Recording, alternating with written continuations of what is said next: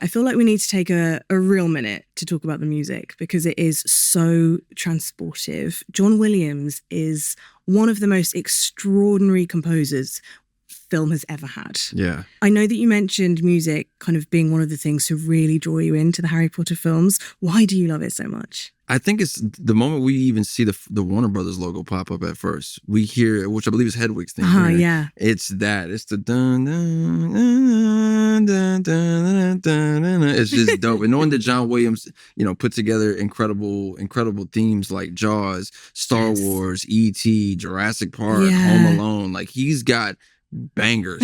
He's got bangers when it comes to the film side. He just manages to evoke such a sense of wonder with everything that he does. Because those films that you mentioned, they don't have magic in them. But there is something about the music that makes them feel magical. Yeah. So he was like the perfect choice for this, right? Yeah. I guess collaborating again with Chris, right? As far as from Home Alone to this aspect, they have a dynamic that they've built together. So there's a lot of trust in that as well. That's true. I really do wonder when was the first time Chris heard the Hedwig's theme and also, were there other iterations? Was there a different version that we've never heard before? I would love to listen to those. Also, I think he did it without ever having seen the film. He did Hedwig's theme, that was what he was hearing. That's what he was thinking. What? There was no visual to go along with it. That's how much of a genius he is.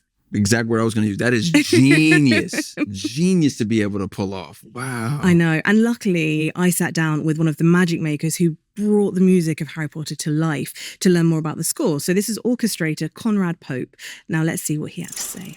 Conrad Pope, thank you so much for joining us on Harry Potter, the official film podcast. It's my great pleasure to be with you today to discuss one of my favorite films. First of all, you were an orchestrator on Harry Potter. That's correct. Could you tell us the difference between an orchestrator versus a composer or a conductor? Yes, and very simply is that the composer is the gentleman or lady that writes the music. And what they do is that because in the film business, we have to write a lot of music. Like say for Harry Potter 1, I'll just make up a figure, but it's probably pretty accurate. There's about 2 hours of music that had to be written for that. And it has to be done in a rather short time. When you consider that, say, concert composers can take a year to write 10 minutes of music. A film composer might only have 2 or 3 months to write 2 hours of music. And so what is developed is a shorthand that composers can use. And that John Williams, he sketches out the music, but it's a very detailed sketch. In fact, you see a few notes on the paper, but those few notes, like you might have 5 notes on a piece of paper, but they're in the brass and the strings and all this stuff. And so it ends up being music for like 100 people. And I help John. John indicates where the note should go. And I basically just put it on paper. I pay very close attention to what he does, and I try to understand it and try to make sure that everything's there. So the composer gives me a short sketch that I sort of shorthand that I then put into longhand, so to speak. And then that arrives at a copyist who copies it for the orchestra. So each person in the orchestra has their own part. And so then we go to Abbey Road, and then the person that sort of keeps that together is the conductor. In some films, the conductor is the composer. Sometimes it's a different person because that's a very special skill. In John Williams's case, he's an extraordinarily skilled conductor, and so my job was simply to translate exactly what John did for the orchestra. And you were working from the very beginning on Philosopher's Stone. Do you remember when you were working on that, if you could have ever understood the longevity of the score that you were working on? No, and I remember working with my colleague John Neufeld, who was John Williams's main orchestrator at that time. And we did the orchestration for the first trailer. And I understand that John didn't see any footage. Oh, yeah. Yes, I've heard this. And so the notion that he came up with Hedwig's theme that is so iconic and that captures brilliantly this world is amazing to me in that trailer before we even knew what was going to happen. And so as the composer has to be able to imagine that world and hear the sounds that sort of evoke the magic, the mystery, and in Harry's case, not just the magic, but the humanity that he's seeking. Yes. I mean, you mentioned Hedwig's theme, which has become... that's sort of become the sound of the wizarding world. That's what we think of, maybe primarily. But how does something that's really quite specific, I mean, it's about his owl, go from something quite small to then something so symbolic? And how often does that happen in your world? Well, I think when you're working for John Williams, you find that it happens a great deal. Right. Because it's hard not to think of a John Williams film whose emotional core and, in fact, very identity is not tied to the music, whether you're thinking of Star Wars or Indiana Jones or Jurassic Park or Harry Potter and other films as well. But that how it takes flight, I'm not quite sure. But if you think about that theme, it's a very simple theme with single notes that's accompanied by this magical flight and motion that you do sort of see the owl flying, but it's beyond that. It's just amazing how iconic it has become. And it's impossible to imagine Harry Potter without hearing the celeste and hearing those swirling strings. So what is that? What is that instrument? It's a celeste. Always evoke the supernatural in my business. It's just as there are all these cliches for film music, and they're cliches because they have an element of truth to it. The celeste automatically brings you into this world of magic, otherworldliness, of people with extra skills, because a bell is a very special sound. And then the strings behind that, they build slowly. And then finally, the wind instruments take up the melody and give it more body. And so it takes it from the realm of the magical to the realm of the real. And then we're off and running. Fascinating. Obviously, Hedwig's theme does get probably the most amount of attention. But do you have like a favorite cue or score that you think is underrated, more people should be talking about, more people should be listening to from Harry Potter?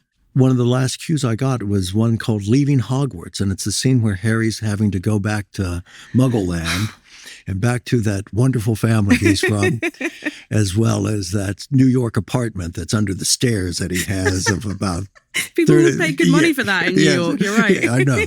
30 square feet and $3,000 a month. And so there's a sense of that he's discovered so much connection with so many people at Hogwarts.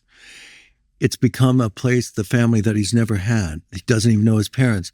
And he discovers it there. And he understands what's special in him. And he doesn't want to leave. And Hagrid doesn't want him to leave either, but he knows that he must. And that's a very special cue for me because it's next to the last cue I've received. What I normally do is I get John's sketch and I take it to the piano and I try to hack my way through it. And I was very moved. I brought to tears, I would say, because it was where I finally learned after all that labor that the real magic of Harry Potter is love and finding connection, finding your place, knowing who you are. And yet the world always calls. Life beckons us beyond where we're always comfortable and whatnot. And so there's a sense there with John using his musical vocabulary of holding on to notes and not letting them go, have the sense of Hagrid and Harry wanting to hold on to each other and not have to part, but they know that they must. And so that's one of the pieces of music I would really say listen to, because you'll find the heart of Harry Potter, perhaps even more than Hedwig's theme. And just to round this out is that cue is what ends in the eighth Harry Potter, I forget, the Deathly Hallows, is that when they're at platform 9 3/4 and Harry's taking his son down to go off to Hogwarts. He has his son that he loves. And his son is going to go find himself at Hogwarts too. And there's that sense of hating to see your child go because you love them. But part of love is letting them find themselves too. And the idea that this bookends, this series, tells you everything you need to know. And that's thanks to Mr. Williams, I would say. Connor, you're going to make me cry. It makes me cry thinking about it because we're often very glib about these things, particularly the things that we're emotional about. But that's the real secret of Harry Potter. And it's amazing how sometimes we have to find these sort of otherworldly dimensions in order for us to safely express these emotions that we're all afraid to show and feel. But that's one of the reasons I love music, is that music, we get to show what we feel, but don't have to show how we look when we do it. But I hope that's not too long-winded for you. So when people say that the sound of Harry Potter is like the sound of childhood, that's kind of what they're talking about. Yes, and remember, in every child is the child imagining what it is to be an adult. Mm. And it's imagining what might be and not aware of what can't be. And so childhood is wide open. And to then also be a wizard and have it wide open, I think that's an amazing power too. That's true. That is true. How do you avoid, because as you say, all of these themes, you could so easily tip over into overly saccharine or overly sentimental, but it manages to tread the line, I think, throughout so well. Why do you think that is? You know, when do you know when to pull it back? When do you know when to really lean in to those tender moments? Well, I can't speak for John Williams because he does it so well, but I can tell you about my impression of why he does it so well, and something that you're absolutely right, because in film music, sometimes the vocabulary that we use, it's very tonal, but it can also become very reverential and also very easily identified. What makes John Williams, for me, one of the aspects of his music, there's tons of things to talk about, but his harmonic language is so remarkable because his tunes he has are things that you can hum. They're very much what you can remember and sing. Yes.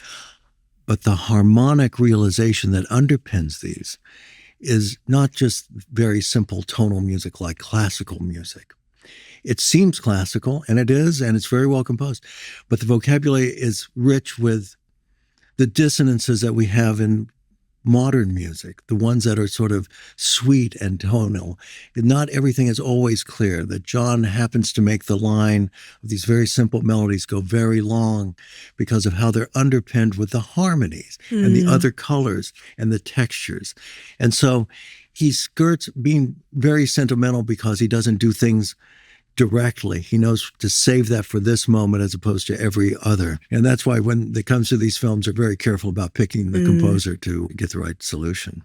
Well, as you say, there are multiple composers on the Harry Potter series, multiple orchestras and musicians. So how do you ensure continuity across all 8 films when you have multiple people coming in and out? I think they've tried to do a very good job. And they've had so many talented composers like Patrick Doyle wrote a really wonderful score, Nicholas Hooper. Then finally, with another composer I worked with on this series, Alexandre Desplat, he came in to finish it off. And what I would say is that at the beginning, the music has the wonder and the joy and the wide emotions of childhood. Yeah. Because again, for kids, they are little people like we all are, and we've only learned to contain our reactions to things as we get older. That's the prison of adulthood is one of those things where nothing is ever so grand and ever so bad that we can't show up for work.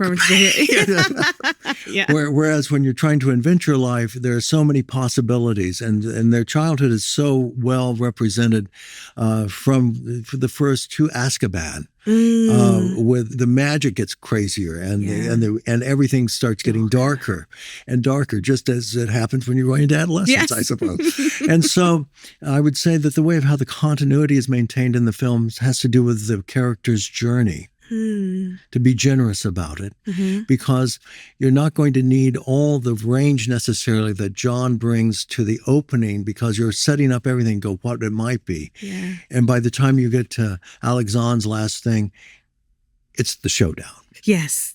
Quite a journey, because I can talk about those sort of scores as well. Yeah.